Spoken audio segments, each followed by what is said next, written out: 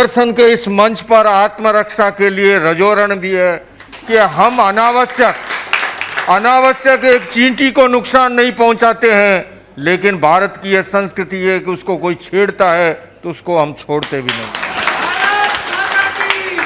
सरकार के नीतियों में उसका प्रतिनिधित्व आप कैसा देखते हैं? हम सारे भारतवासी जो हैं अपने आप में प्रफुल्लित हैं कि हमारा देश जो एक महान देश रहा है, उसे जैसा विजनरी नेतृत्व मिला इन 11 वर्षों में, उस विजनरी नेतृत्व के कारण से और स्पष्ट सोच और इरादों के कारण से आज दुनिया भर में भारत का गौरव बढ़ा है। इस पूरे प्रक्रिया में हिंदुस्तान युवा है और आयु वर्ग जो सभी का है उसमें युवाओं की बड़ी संख्या है।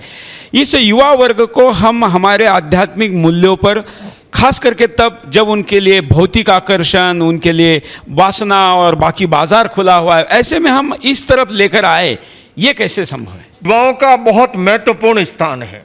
मैं समझता हूं हमारे शरीर में जो स्थान मेरुदंड का है, रीढ़ की हड्डी का है, स्पाइनल कॉर्ड का है, समाज में वो स्थान युवाओं का है।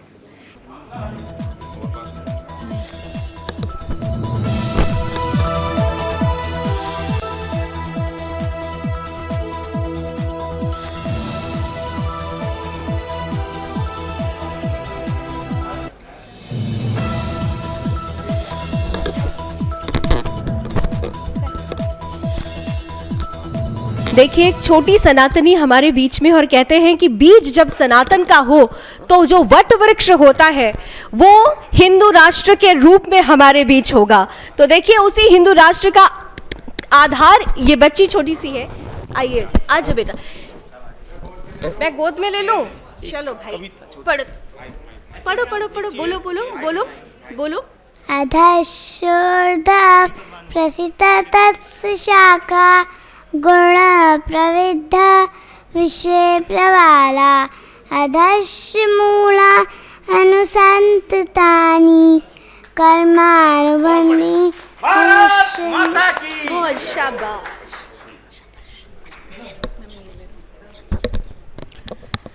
तो आप सभी को नमस्कार और मेरा सादर जय जिनेंद्र। मैं हूं आपके साथ शिवांगी जैन और आप सभी महानुभावों का बहुत बहुत स्वागत करती हूं सुदर्शन कॉन्क्लेव में।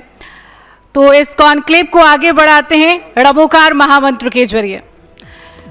नमो अरिहंताणं नमो सिद्धाणं नमो आयरीयाणं नमो वज्रायाणं नमो लोये सव्यसाहूणम्। तो आज का ये मंच सुदर्शन कॉन्क्लेव का ये धार्मिक सांस्कृतिक राष्ट्र निर्माण तीर्थ तप त्याग और तेज की उस ज्योति को आमंत्रित करने को आतुर है, जिसकी वाणी में अहिंसा है, विचार में समता है और दृष्टि में संपूर्ण मानवता। आचार्य जैनाचार्य लोकेश मुनि जी एक ऐसे संत जिन्होंने मोक्ष मार्ग के साथ राष्ट्र मार्ग को भी अपनाया, जो केवल ध्यान में लीन नहीं, ध्यान से राष्ट्र निर्माण में भी सक्रिय हैं, जिनका मौन मंत्र है, जिनकी दृष्टि दर्शन है और जिनकी वाणी वैराग्य है और जिनकी उपस्थिति उपदेश है। वो तपस्वी भी हैं और त्रिकालदर्शी भी।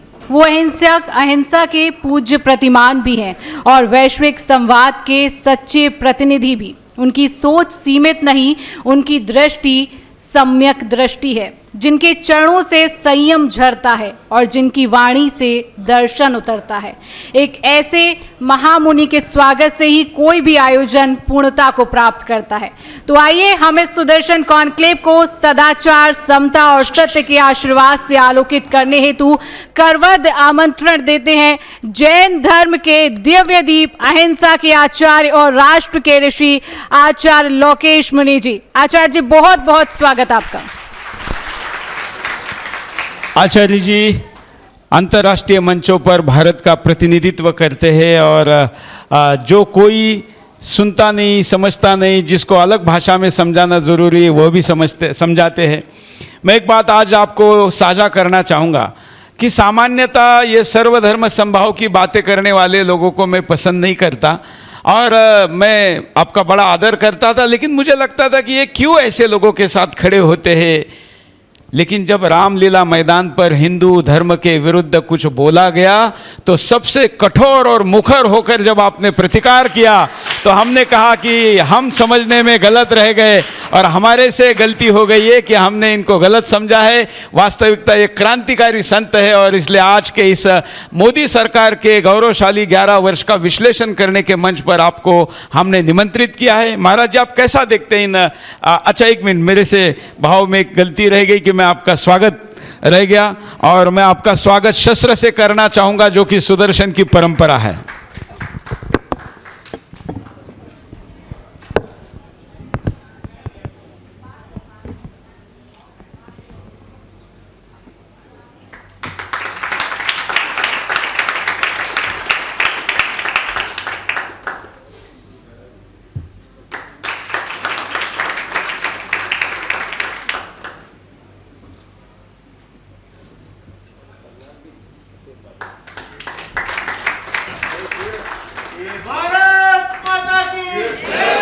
ये सुदर्शन के मंच पर राष्ट्र रक्षा के लिए जहां तलवार है, तो सुदर्शन के इस मंच पर आत्मरक्षा के लिए रजोरण भी है कि हम अनावश्यक एक चींटी को नुकसान नहीं पहुंचाते हैं। लेकिन भारत की यह संस्कृति है कि उसको कोई छेड़ता है तो उसको हम छोड़ते भी नहीं। इसी क्रम में आपका सम्मान भी अहिंसा में स्वभाव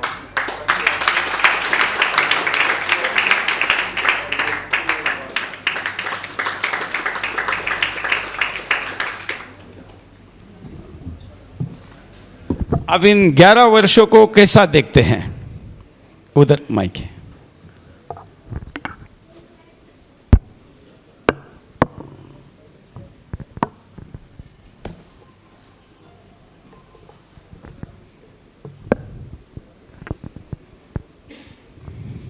देखिए, इन 11 वर्षों की अगर मैं बात करूं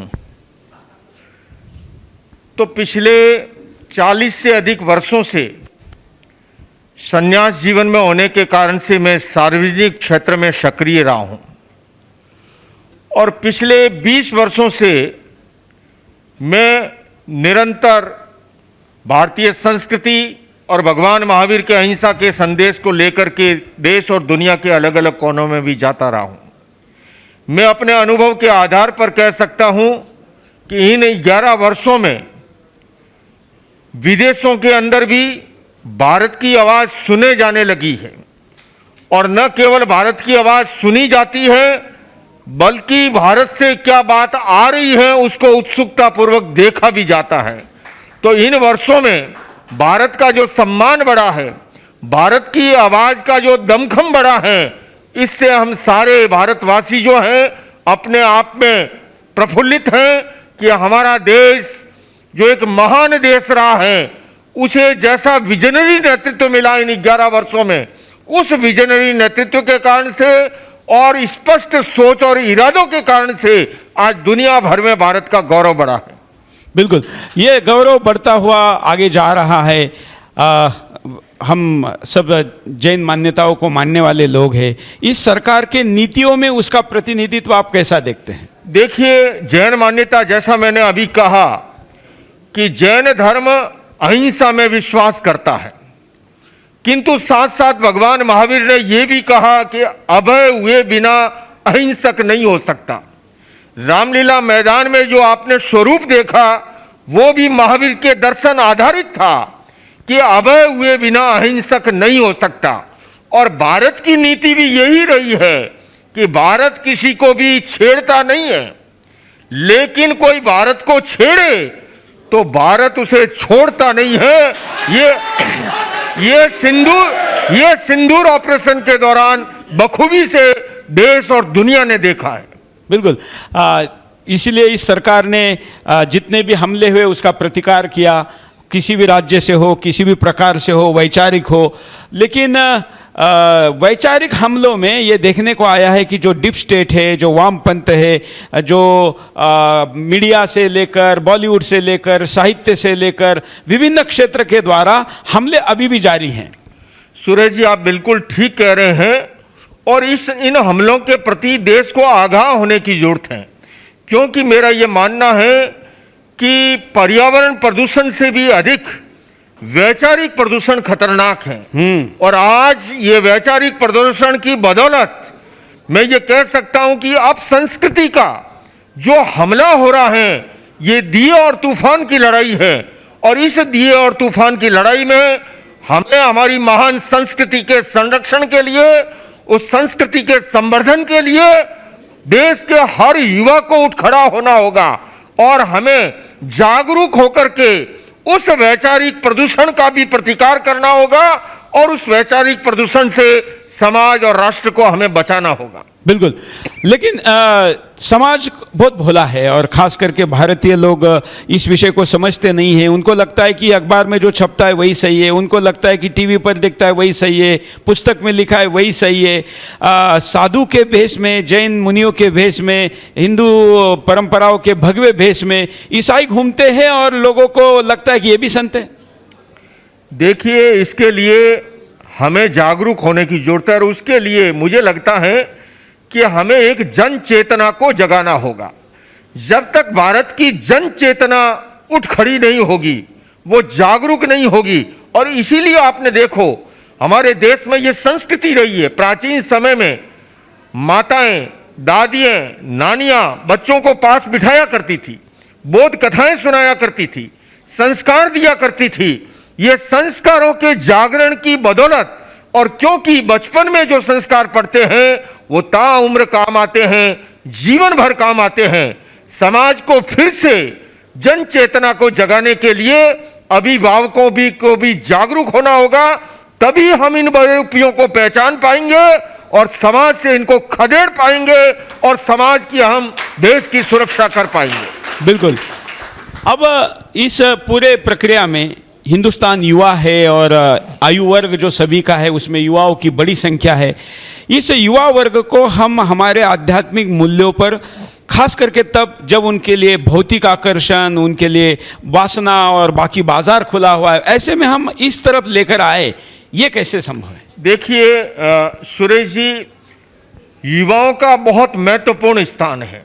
मैं समझता हूं हमारे शरीर में जो स्थान मेरुदंड का है, रीढ़ की हड्डी का है, स्पाइनल कॉर्ड का है, समाज में वो स्थान युवाओं का है।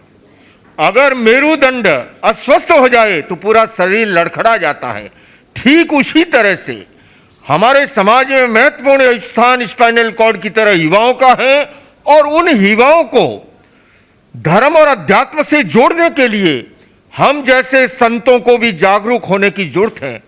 और सुरेश जी, मैं अपने अनुभव के आधार पर कह रहा हूं, युवा पीढ़ी धर्म से दूर, अध्यात्म से दूर नहीं है, पर धर्म का असली स्वरूप समाज के सामने आना चाहिए। धर्म के 3 आयाम हैं: उपासना, नैतिकता और अध्यात्म। मौजूदा युग की कठिनाई क्या है कि केवल उपासना को ही धर्म मान लिया। हालांकि मैं ये भी स्पष्ट करूं कि मैं उपासना का विरोधी नहीं हूं। उपासना के पीछे भी साइंटिफिक दृष्टि रही है, किंतु केवल वहीं पर अटक और भटक जाना वो ठीक नहीं है। मेरा यह मानना है कि आचरण शून्य उपासना का महत्व सुगंधित सबसे अधिक नहीं हो सकता। दूसरा आयाम हमारे जीवन में होना चाहिए, वो है जीवन में नैतिक और चारित्रिक मूल्यों का समावेश। और तीसरा इससे भी महत्वपूर्ण है, वो है जीवन में अध्यात्म का अवतरण। तो आज अपेक्षा इस बात की है, धर्म को अध्यात्म से जोड़ा जाए, धर्म को विज्ञान से जोड़ा जाए। मैं तो ये भी कहूंगा कि अध्यात्म और विज्ञान एक दूसरे के विरोधी नहीं, बल्कि एक दूसरे के पूरक हैं। और मैंने अपने जीवन में इसीलिए वहन परंपरा को एक्सेप्ट किया कि अगर हमें अध्यात्म को दुनिया तक पहुंचाना है तो विज्ञान का भी उपयोग करें, दुरुपयोग ना करें, बल्कि एक दूसरे के ऊपर पूरक हैं। तो इसलिए कहूंगा कि हम पहला आयाम उपासना, दूसरा जीवन में नैतिक चारित्रिक मूल्यों का समावेश, और तीसरा जीवन में अध्यात्म का अवतरण। तो आज धर्म को अध्यात्म से जोड़ने की जरूरत है, धर्म को समाज सेवा से जोड़ने की जरूरत है, धर्म को सामाजिक कुरीतियों के निवारण का माध्यम बनाने की जरूरत है। अगर हम ऐसा करते हैं, युवा पीढ़ी धर्म के नजदीक मिलेगी, ज्यादा उसके संलग्न मिलेगी, और केवल क्रियाकांड और रिचुअल्स तक ही हम रखेंगे तो युवा पीढ़ी उसके अंदर इन्वॉल्व नहीं होने पाएगी। मैं चाहता हूं कि वो धर्म जो हमारी आदतों को बदले, जो हमारे स्वभाव को बदले, जो हमारी चेतना को परिष्कृत करे, उस प्रयोग आधारित धर्म को हम सामने लाएं तो युवा पीढ़ी धर्म से और अधिक नजदीक आएगी। इस सरकार ने तीर्थों पर काफी ध्यान दिया, और लोग कहते थे कि मंदिरों से भवनों से बनाने से क्या होने वाला है।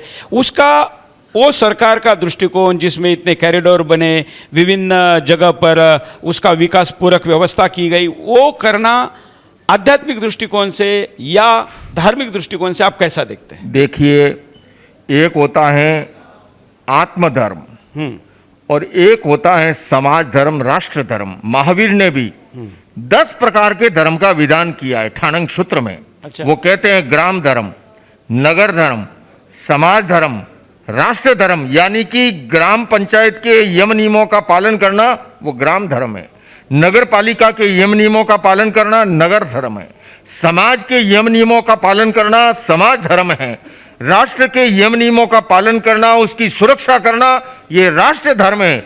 ये ठीक है कि आत्मशुद्धि साधनम धर्म है, जहां हम आत्मा की बात करते हैं तो आत्मिक धर्म का महत्व है, किंतु समाज में रहते हुए, राष्ट्र में रहते हुए समाज धर्म और राष्ट्र धर्म का भी उतना ही महत्व है।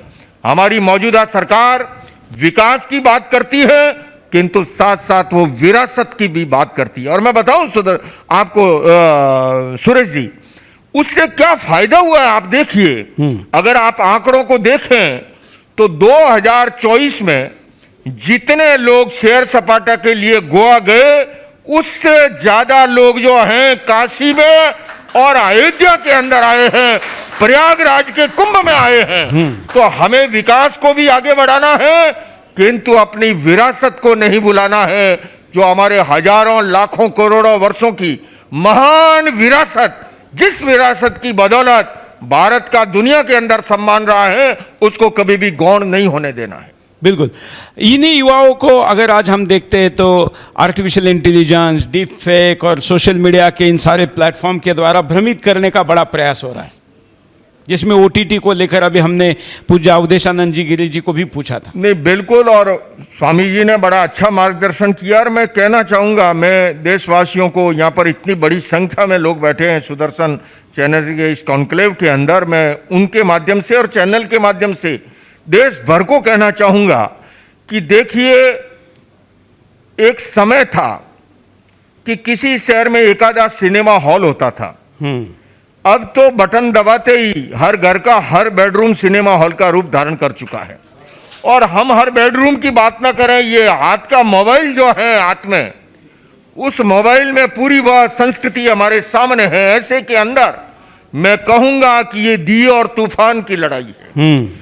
ये आप संस्कृति और संस्कृति के दिए और तूफान की लड़ाई के अंदर हमें दिए को सुरक्षित रखने के लिए, उसके संरक्षण के लिए, उसके संवर्धन के लिए देशवासियों को जागरूक होना होगा, अभिभावक पीढ़ी को जागरूक होना होगा। और मैंने जैसे पहले कहा कि प्राचीन समय के अंदर, मैं अपनी अगर बात करूं, संध्या का समय होते ही हमारे पिताश्री, जब मैं 10-12 साल का था, बिठा देते थे और उस समय जो कुछ हमें सिखाया गया, आज भी वो दिमाग के कंप्यूटर में इस तरह से फीड हुआ है।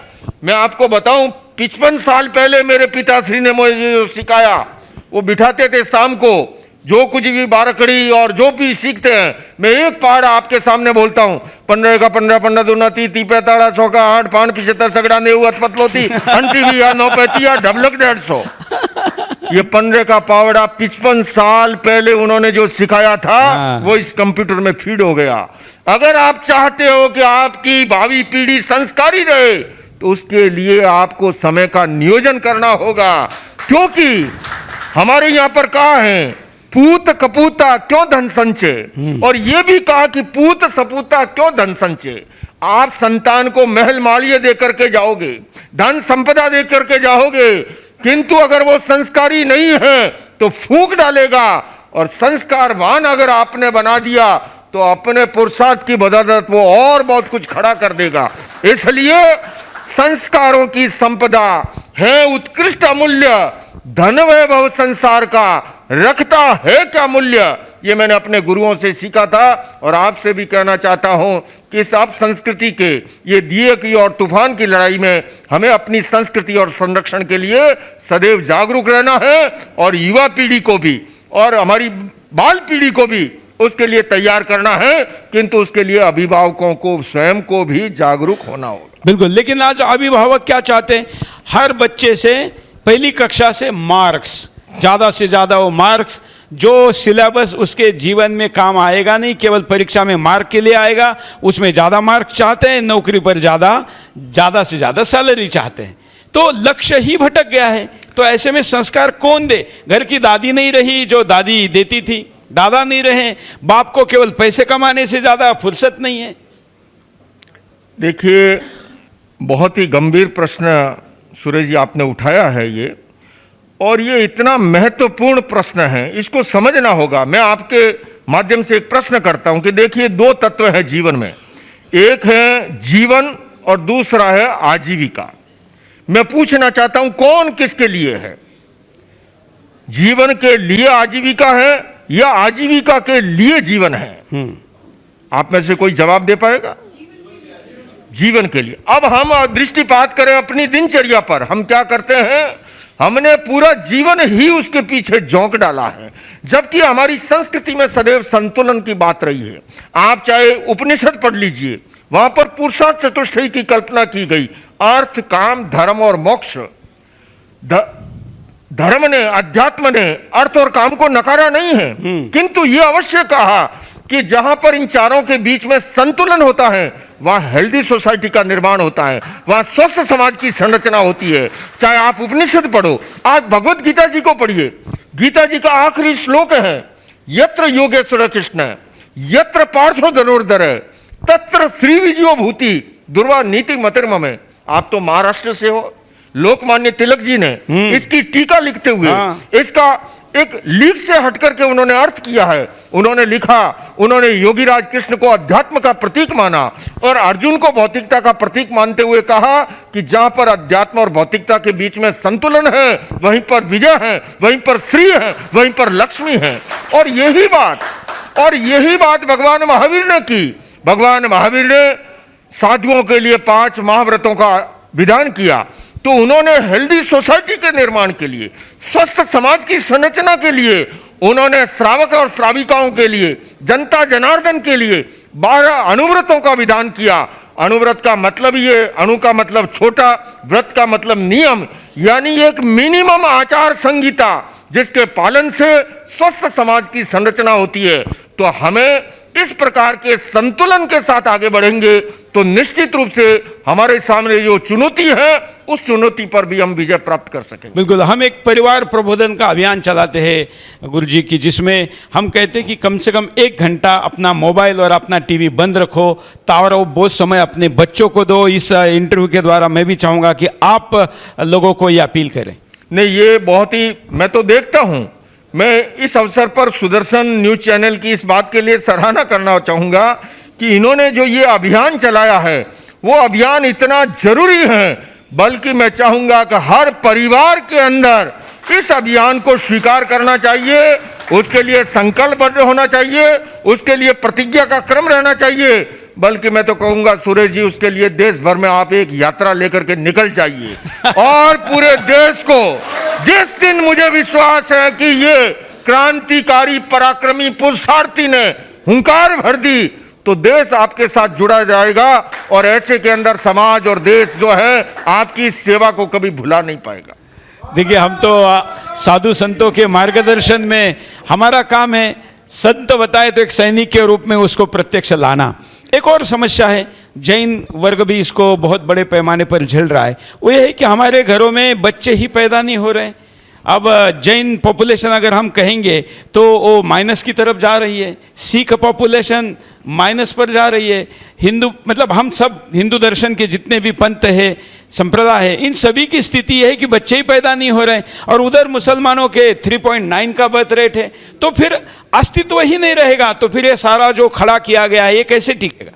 इसलिए मैं आज एक नया नारा दूंगा। कहा गया है कि बटेंगे तो कटेंगे, मैं आज कहूंगा कि घटेंगे तो भी कटेंगे। हाँ बिल्कुल, घटेंगे तो भी कटेंगे। इसलिए सारे समाजों को इस मामले में जागरूक होने की जरूरत है, और जागरूकता के साथ साथ मैंने कहा आत्मधर्म अपनी जगह है, लेकिन समाज धर्म राष्ट्र धर्म का भी अपना महत्व है, और उस समाज धर्म और राष्ट्र धर्म को निभाते हुए याद रखिए घटेंगे तो कटेंगे, इस समस्या का समाधान भी होना चाहिए। बिल्कुल।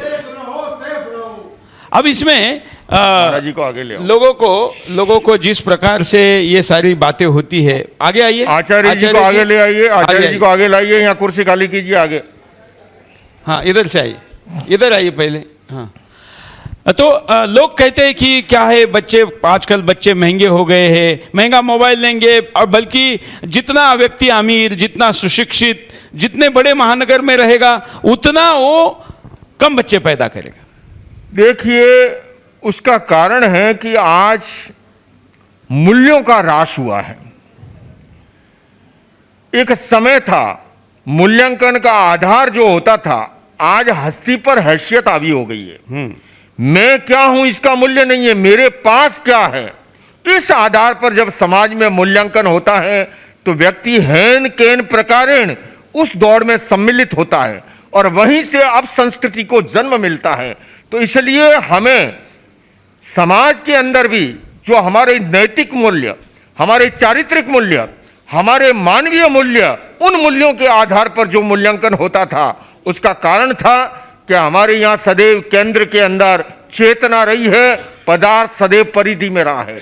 आज मौजूदा युग की कठिनाई क्या है कि केंद्र के अंदर पदार्थ आ गया और चेतना को परिधि में भी ढूंढे, वहां भी ढूंढना बड़ा मुश्किल हो गया है। इसलिए हमें मूल्यों को बदलना होगा, मापदंडों को बदलना होगा, और हमें उन महान प्राचीन उस विरासत की ओर वापस लौटना होगा, और उसके लिए समाज को पूर्ण जागरूक होना होगा। दूसरे में आपने कहा कि बच्चों में, मैं ये अवश्य कहना चाहूंगा सुदर्शन चैनल के माध्यम से कि मौजूदा हमारा एजुकेशन सिस्टम जो है, उस एजुकेशन सिस्टम में भी हमें वैल्यू बेस्ड एजुकेशन को, पीस एजुकेशन जैसे कार्यक्रमों को इंट्रोड्यूस करना होगा, क्योंकि मौजूदा शिक्षा प्रणाली हमारे लेफ्ट हेमिस्फीयर को जगाने का काम कर रही है, जो कि बुद्धि गुणित तर्क के लिए रिस्पॉन्सिबल है।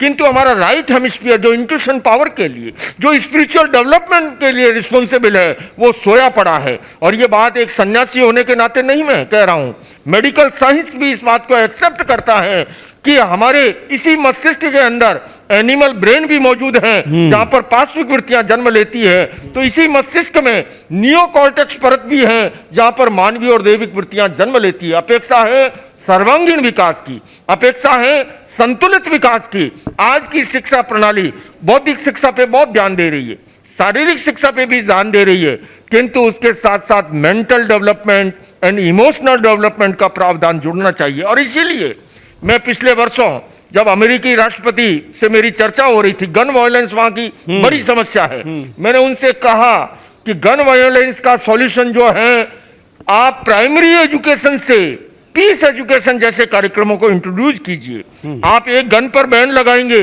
वो दूसरी उठा लेगा, तीसरी उठा लेगा। असली समस्या गन की नहीं, असली समस्या इस मानव मस्तिष्क की है, इस खोपड़ी की है। तो मस्तिष्क के प्रशिक्षण के लिए भी हमारे प्राइमरी एजुकेशन सिस्टम से वैल्यू बेस्ड एजुकेशन जुड़ना चाहिए, और ऐसा होगा तो हमारी पीढ़ी शुरू से ही जो है वो एक संतुलित और सर्वांगीण विकास वाली पीढ़ी होगी। बिल्कुल। कुछ दर्शकों के पास माइक लेकर जाते हैं, और हाँ शॉर्ट में। हेलो, आवाज आ रही है? हाँ ठीक है। सबसे पहले तो महाराज को मैं नमन करता हूँ दिल से, और 4 लाइनें उसके बाद सवाल कि 11 साल मोदी जी को हो गए हमारे, कि प्रधान भी तू, चौकीदार भी तू, प्रधान भी तू, चौकीदार भी तू, है मोदी तू ही भारत की रूह, प्रधान भी तू, चौकीदार भी तू। तो डबल रोल कर रहे हैं हमारे पहले प्रधानमंत्री, ऐसे दमदार आए हैं। और अब मैं सवाल पूछना चाहता हूं महाराज जी से कि आपको तो अपने के ब्रेन के अंदर 15 का पहाड़ा याद हो गया बिल्कुल, ठीक है, लेकिन आगे हमारी युवा जनता को सनातन का पहाड़ा कब याद होगा, कैसे याद होगा, कौन सी गुट्टी पिलानी पड़ेगी? देखिए, मैंने जैसा कहा था कि बचपन में जो संस्कार पढ़ते हैं वो ताउम्र काम आते हैं, जीवन भर काम आते हैं। दो युवक खड़े थे गांव के किनारे एक किसी चाय के खोमचे पर, तो उधर से एक सैनिक आ रहा था। तो युवक आपस में मजाक करने लगे, बोले देखो ये जो सैनिक आ रहा है ना, मैं इसके बिना हाथ लगाए इसके सिर पर जो टोकरी है गिरा दूंगा। सैनिक को बड़ी मुश्किल से छुट्टियां मिलती है, घर पे आ रहा था तो शहर से कुछ फल खरीदे, कुछ मिठाइयाँ खरीदी और वो लेकर के अपने ढाणी तक गांव तक पहुंच रहा था। ऐसे के अंदर महाराज श्री को बीच में, यहाँ कुर्सी खाली करना भैया, पूज्य महाराज श्री पधारे हैं, कुर्सी, हाँ जी आइए, महाराज श्री पधारी हैं। अरे महाराज श्री, हाँ जरा इधर जगह करना, पधारी हाँ, पधारी आइए, पधारी आइए, आइए। पधारी जी महाराज श्री, आप हमारे सिरमौर हो महाराज श्री। तो जो ही वो सैनिक उस गली के किनारे पहुंचता है और उस युवक ने जो मजाक कर रहा था एक आवाज लगाई, अटेंशन, और यूं कर दी, हाथ नीचे आ गए, टोकरी गिर गई। अब ये क्या है, बचपन में जो संस्कार दिए हुए वो अटेंशन सुनते ही वो सावधान की मुद्रा में आ गया। मैं फिर से दोहराऊंगा, ये दादियां, ये नानियां, ये पिताश्री शाम को बच्चों को पास बिठा करके जो बोध कथाएं सुनाया करते थे, वो संस्कृति फिर से लाने की जरूरत है। और उसी के माध्यम से बच्चों के अंदर रीजनिंग माइंड जो है, विवेक की चेतना जब जाग जाएगी, वो कभी भटकेगा नहीं, अब संस्कृति के अंदर वो बहेगा नहीं और हमारा देश महान देश बनेगा। बिल्कुल। एक महाराज, पूज्य महाराज जी प्रश्न पूछना जी चाहते जी हैं। महाराज श्री जी।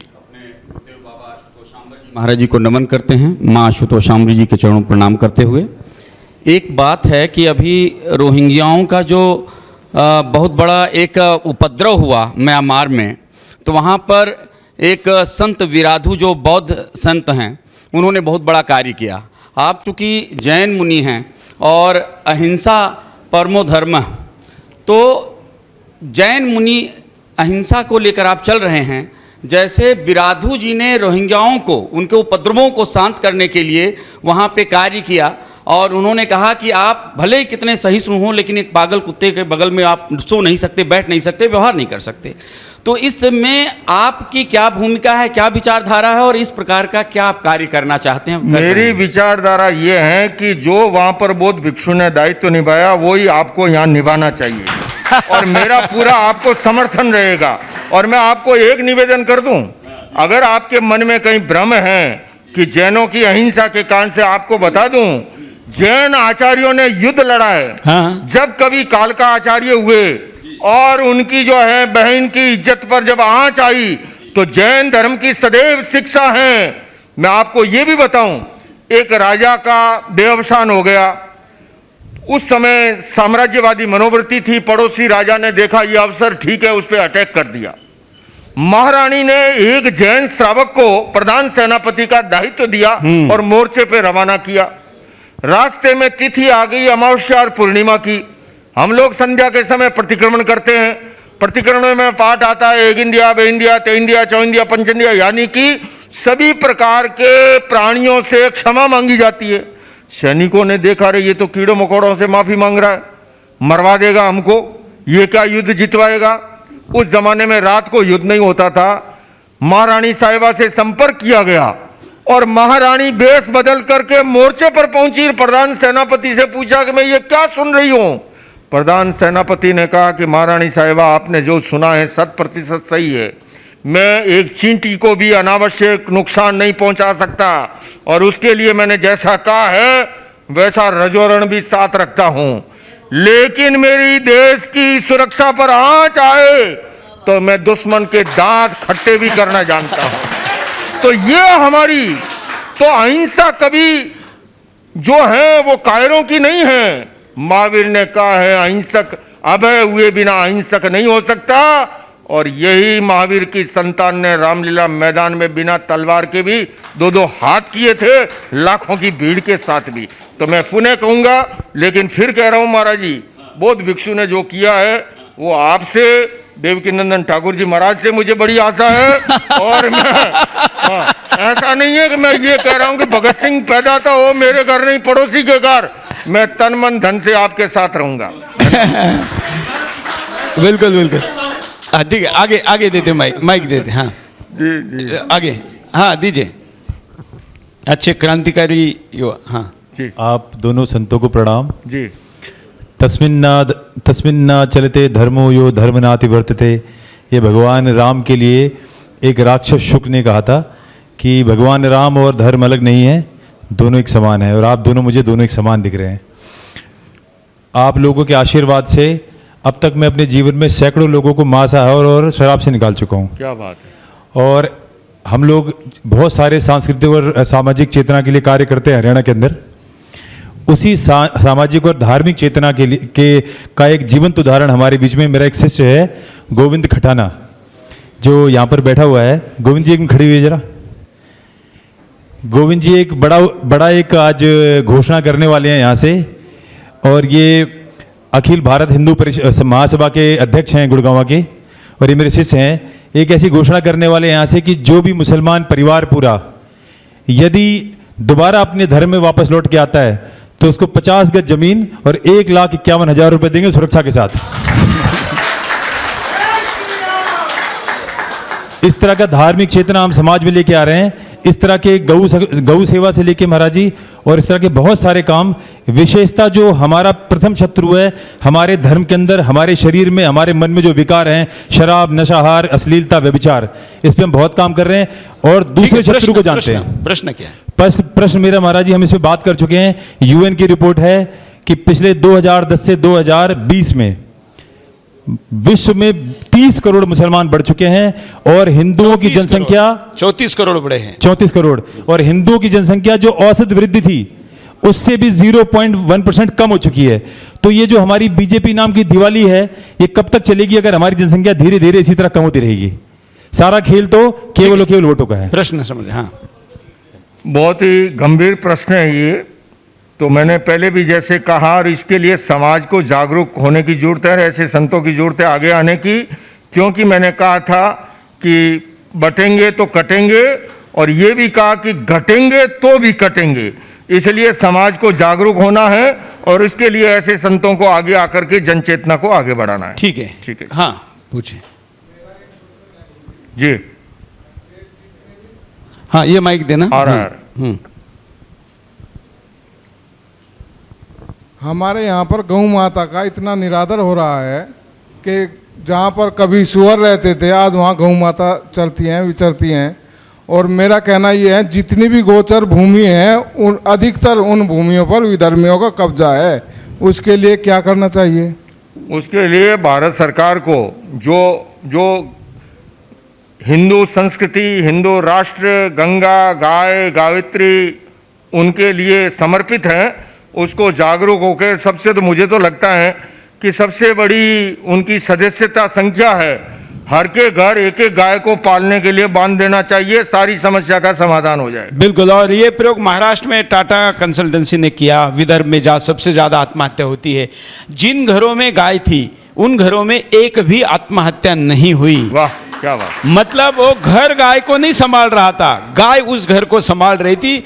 आत्मीयता भी थी, प्रेम था और लगाव था, संस्कार थे, वाइब्रेशन थे, और उसके द्वारा जो दूध मिल रहा था उससे वो परिवार भी चल रहा था। बहुत सुंदर। हाँ आचार्य शैलेश। आचार्य श्री, मैं आपके माध्यम से जानना चाहता हूँ कि आज जिस तरह की संस्कृति बन गई है, 30, 35, 40, 45 साल की उम्र में हिंदू युवा चाहे युवती शादी कर रहे हैं, कैसे इसको रोका जाए?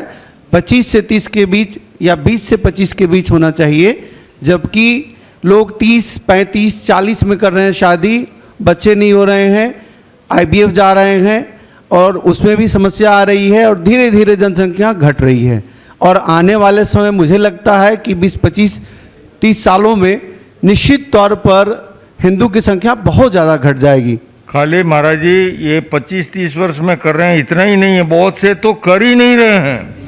अब तो उस ओर चल पड़े हैं करके हाँ। कि उस ओर चल पड़े हैं। बिल्कुल। तो ऐसे के अंदर इसका एक ही समाधान है कि सामाजिक जन चेतना को जगाना, जन जागरण के अभियान को चलाना और एक एक परिवार को जगा करके, और जो काम सुरेश जी कर रहे हैं, हर परिवार में संगोष्ठी होना, सह आसन, सह चिंतन।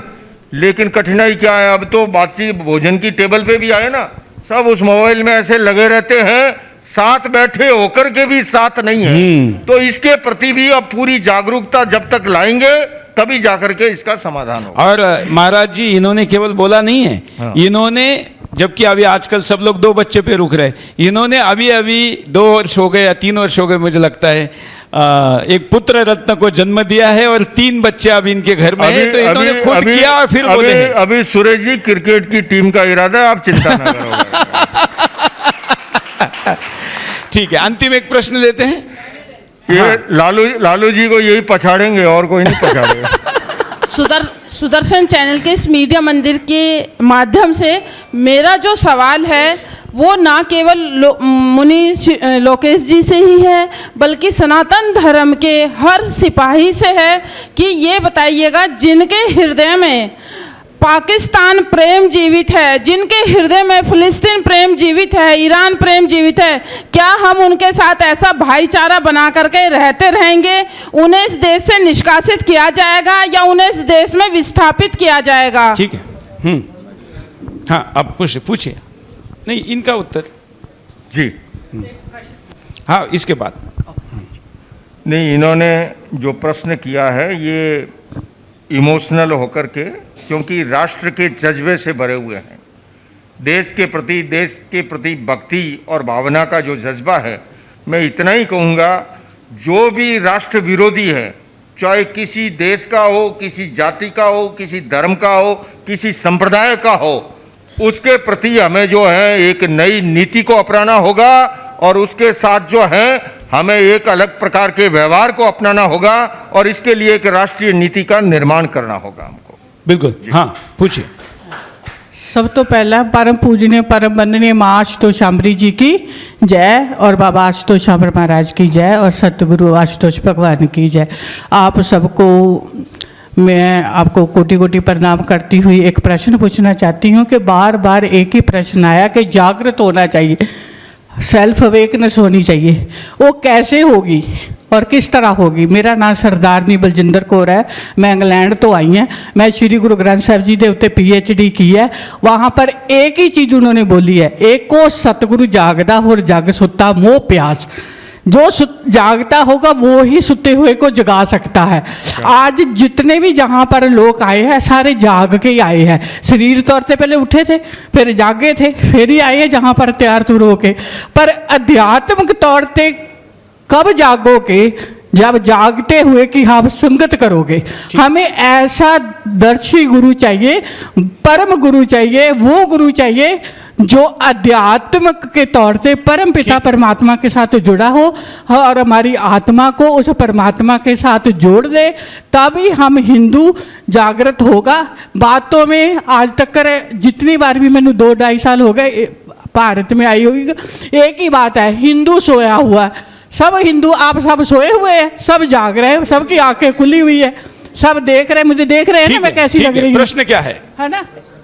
जागने में कैसे जागेगा हिंदू? ठीक, उसको कौन जगाएगा? और धार्मिक ग्रंथों के अनुसार जो मैंने सर्च किया है उसमें यह है कि एक सतगुरु जगा सकता है। वो सतगुरु कैसा होना चाहिए? मैं इन संतों के माध्यम में प्रश्न पूछना चाहती हूँ।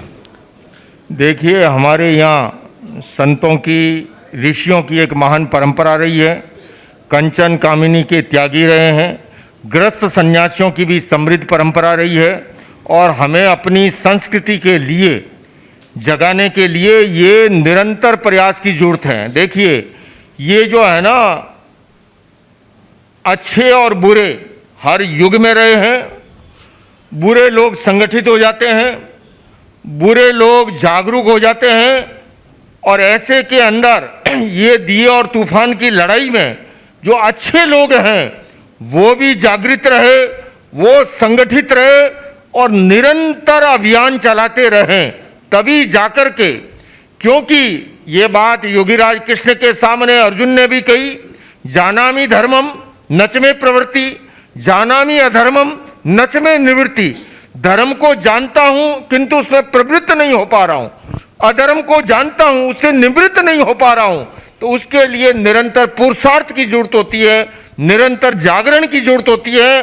और उसी जागरण के तहत आप विदेश की धरती से आ गए, हमारे यहाँ के लोग समय पर सारा अपना काम छोड़ करके, पर हमें हर देशवासी को इसके लिए जगाना और जागरूक करना होगा। बिल्कुल बिल्कुल। अभी आपका यहाँ आने के लिए धन्यवाद। आपके हाथों कुछ सम्मान यहाँ पर करना चाहेंगे। हाँ। धन्यवाद महाराज जी। और सम्मान की इस कड़ी में मैं आमंत्रण दे रही हूँ श्री त्रिलोक शर्मा जी का। श्री त्रिलोक शर्मा जी मंच पर आइए।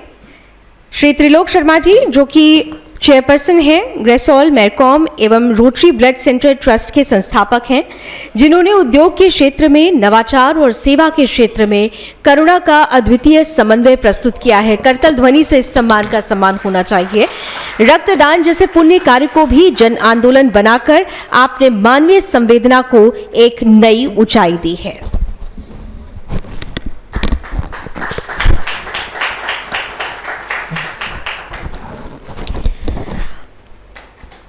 बहुत बहुत धन्यवाद महाराज जी। और अब हम अपने अगले सेशन की तरफ आगे बढ़ते हैं और इस अगले सेशन के लिए मैं मंच पर आमंत्रण देती हूँ मेरी सहयोगी श्रुति ध्यानी को।